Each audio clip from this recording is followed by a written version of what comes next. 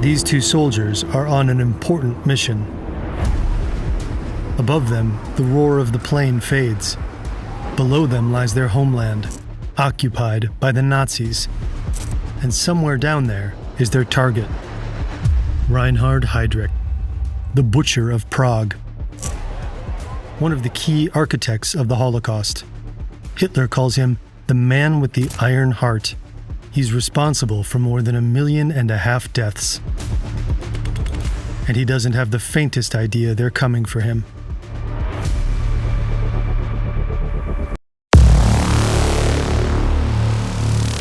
Warning. This video includes descriptions of suicide and mass murder committed under the Nazi regime. Our coverage is largely based on these two books. This is a photo of Reinhard Heydrich and his wife Lena. It was taken in May 1942 at the Wallenstein Palais in Prague, where they attended a concert. Reinhard Heydrich loves music. He's the son of a singer and composer. But despite showing musical talent as a child, he chose a very different path for himself. After graduating from school, he joined the Reichsmarine, the German Navy. Heydrich is tall, blonde, and athletic. He looks like he walked straight out of a Nazi propaganda poster. But this picture-perfect facade is deceptive. He speaks with a strangely thin, high-pitched voice. He's said to have been haunted by deep insecurity and self-hatred. In school, and also in the Navy, people mock him. Rumors spread that he has Jewish roots. They call him Blonde Moses. In a Germany turning toward Nazism, it's a nickname he despises. In December 1930, he meets Lena von Osten at a dance in Kiel. After just 4 dates, they get engaged. It's said that he was drawn to her Nordic looks, maybe hoping they'd silence those rumors about him having Jewish ancestry. But then scandal strikes the newly engaged couple. Heydrich is brought before a naval court of honor. A former girlfriend accuses him of breaking a promise to marry her. He's discharged from the Navy, a humiliating fall from grace. But unfortunately, it's not the end of his career. A few months later, a family friend introduces him to Heinrich Himmler. Heydrich joins the Nazi Party and the SS. And from there, his rise is meteoric. In just a few years, Heydrich becomes one of the most powerful men in Nazi Germany. He's made chief of the Reich Security Main Office, the SS and police agency. In 1938, he orchestrates Kristallnacht, the Night of Broken Glass. Across Germany, synagogues burn, Jewish businesses are ransacked, and thousands of people are arrested, beaten, or killed. In July 1941, Heydrich is tasked with planning what the Nazis call the final solution to the Jewish question, the blueprint for the systematic mass murder of Europe's Jews. Heydrich is the boss of Adolf Eichmann, another key Holocaust architect we covered in this video. A few months later, in autumn 1941, Heydrich receives a significant promotion. He's sent to Prague as Deputy Reich Protector of Bohemia and Moravia. Nazi Germany occupied the Czech lands in 1939, and the Reich Protector, Konstantin von Neurath, governs the territory. But von Neurath is considered too lax, so Heydrich becomes the de facto governor. He definitely isn't too lax. Hitler has sent the man with the iron heart. Heydrich orders mass arrests, executions, and deportations. Thousands of Czechs are sent to concentration camps. His reign of terror earns him a title that history will never forget: the Butcher of Prague. To the outside world, it appears Heydrich has crushed the Czech resistance, but in the shadows, a plan to assassinate him is in motion. While Heydrich makes himself comfortable with his family in his castle near Prague, hundreds of kilometers away, 2 soldiers are training to kill him. The Czech government is in exile. Its leaders are in London. Czech military intelligence is cooperating with the British Special Operations Executive. Together, they plan a top-secret mission to assassinate Heydrich. Operation Anthropoid. Enter Jan Kubiš and Josef Gabčík. Meeting in Poland in 1939, they eventually join the French Foreign Legion, the only way to fight back. In the ranks of the Legion, they become good friends.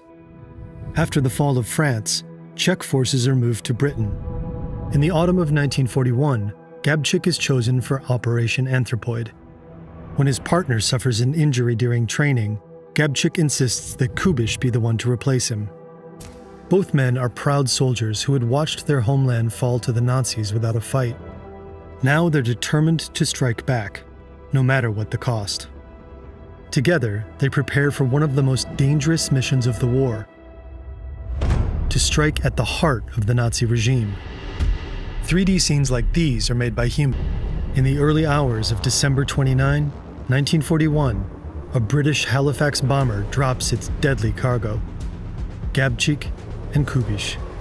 But heavy snow blinds the crew, making navigation nearly impossible.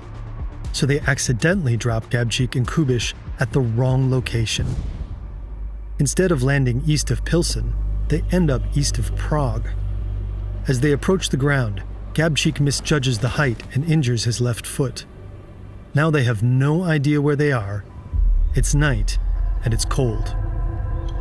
The two soldiers bury their parachutes in the snow and take shelter in the abandoned tunnels of an old stone quarry. Their landing hasn't gone unnoticed. During the night, a local gamekeeper heard the plane, climbed onto the roof of his house, and saw two parachutes heading toward him. The next morning, he finds the buried parachutes and follows a trail of footprints in the snow. It doesn't take him long to find Gabčík and Kubiš and confront them. The young men pretend to be surveyors, but their cover story quickly falls apart, and they reluctantly admit the truth. Luckily, the gamekeeper wants to help them. They're stunned to find out they've landed 20 miles from Prague, far from their contacts. Gabčík is injured, and the mission already looks doomed. But then, fate intervenes.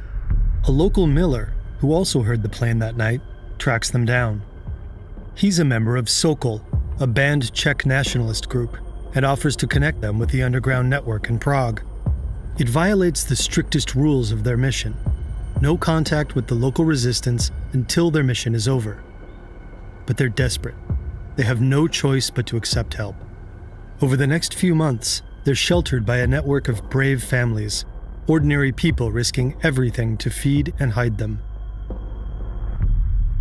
Reinhard Heydrich is busy organizing the infamous Wannsee Conference, a meeting called to streamline the mass murder of Jews. He doesn't realize that all the while, two men are observing him, learning his habits, noting every route and ritual. They even have inside help from people working in his castle. They sketch out several ideas for how to take him out. An attack at his castle or his estate isn't an option. The SS guards them too closely. But they see another opening. Heydrich always travels without guards, accompanied only by his chauffeur. It's the one time he's exposed. So they decide to strike while he's on the road. They consider stretching a wire across the street to force his car to slow down, but time is running out. They hear rumors that Heydrich might leave Prague soon. The pressure mounts, and they need to move quickly.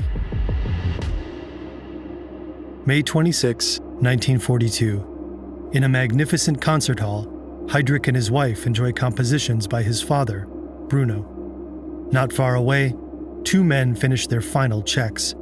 Tomorrow, they'll attempt to kill the Butcher of Prague.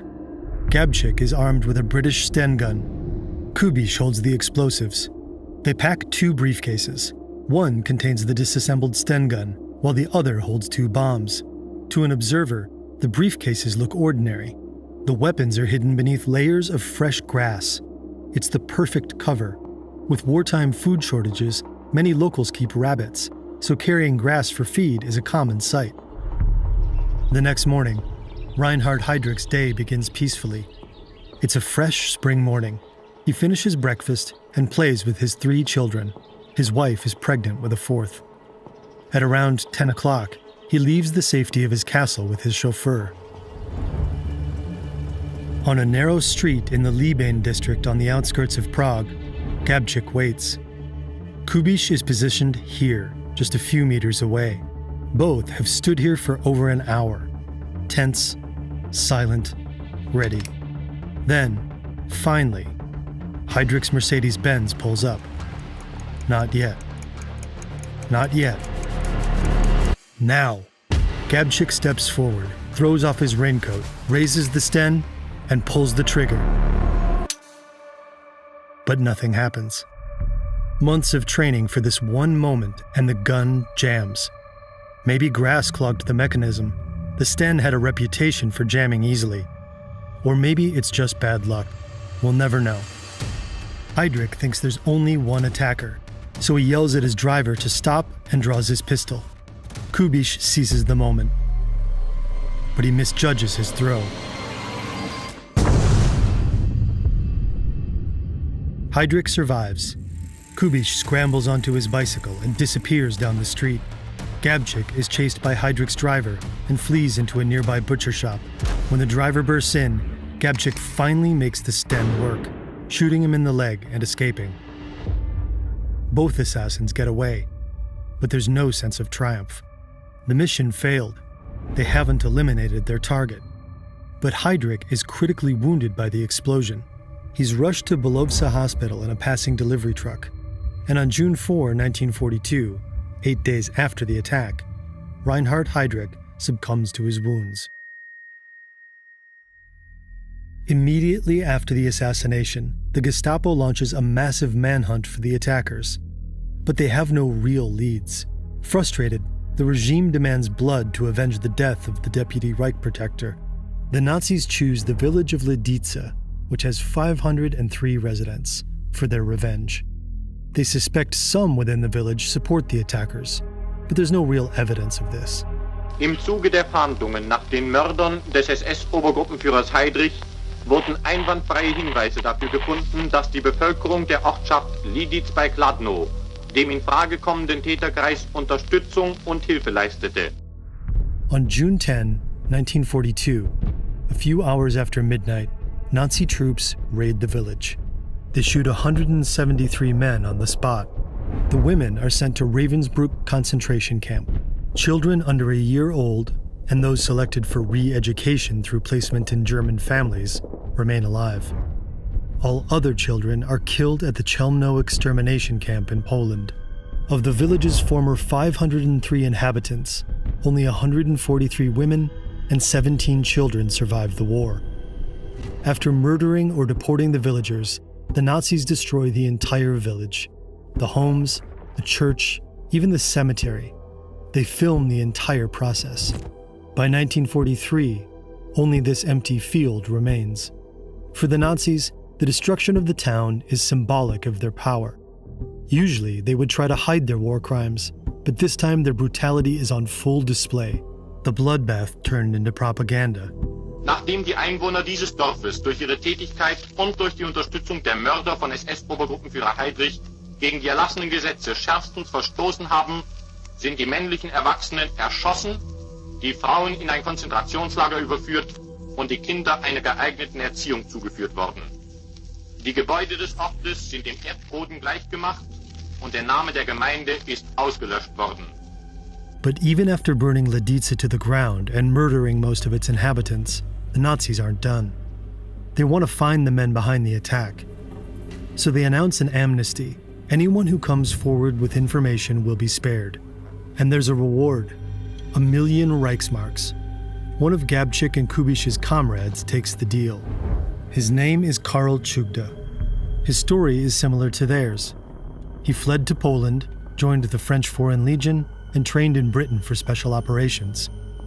He was also brought to the Protectorate for a mission. But on June 16, 1942, he decides to collaborate with the Gestapo in Prague. In exchange for a new identity and the cash, he gives them the assassins, and the names of the families sheltering them. One of them is the Moravec family. The Gestapo storms their home. The mother takes her own life with poison, but her son is taken for interrogation. Using truly unspeakable methods, they break him. He eventually tells them what his mother once told him: if you're ever in serious trouble, go to the church of St. Cyril and Methodius.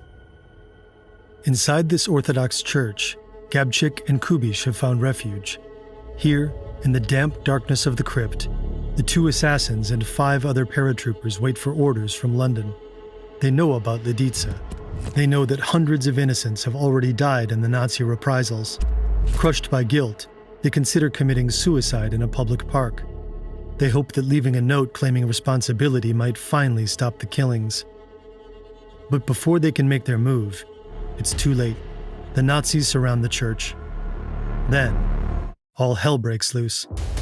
7 men against more than 700 SS and Gestapo troops. When the Nazis can't break through their defenses, they flood the crypt. Kubisch dies from injuries he suffered in the firefight. Then, one by one, the other paratroopers choose death over capture. Some use cyanide, others their last bullets. In the end, both of Heydrich's assassins are dead. Dozens of resistors, entire families, are executed for helping them. Among them, Bishop Gorazd and other members of the Czech Orthodox Church. And the Nazis' revenge doesn't end there. Just days later, they wipe another village, Ležáky, off the map. Every adult in the village is executed. Most children are deported and killed, and the village is burned to the ground. Like Lidice, Ležáky simply ceases to exist. After the end of World War II, Nazi official Karl Hermann Frank, who ordered the mass murder in Lidice and Ležáky, was convicted and executed. Karel Čugda had continued to work with the Gestapo until the end of the war. He then attempted to flee, but was captured and sentenced to death. He was executed in Prague on April 29, 1947. Even after her husband's death, Lena Heydrich remained a prominent figure. She didn't return to Germany until 1945. After the country's surrender, her husband's property was seized, confiscated as the assets of a war criminal. She spent the rest of her life defending his legacy, repeatedly denying that her late husband was responsible for any war crimes. In the 1950s, she won several lawsuits against West Germany, securing a substantial widow's pension and regaining her luxurious summer home. Today, a memorial stands at the site of the ambush in Prague. It honors Josef Gabčík, Jan Kubiš, and a third figure, representing the Czech civilian resistance. In the Czech villages of Lidice and Ležáky, memorials mark the sites of the mass killings. These places serve as not just reminders of lives lost, but as warnings to never let something like this happen ever again.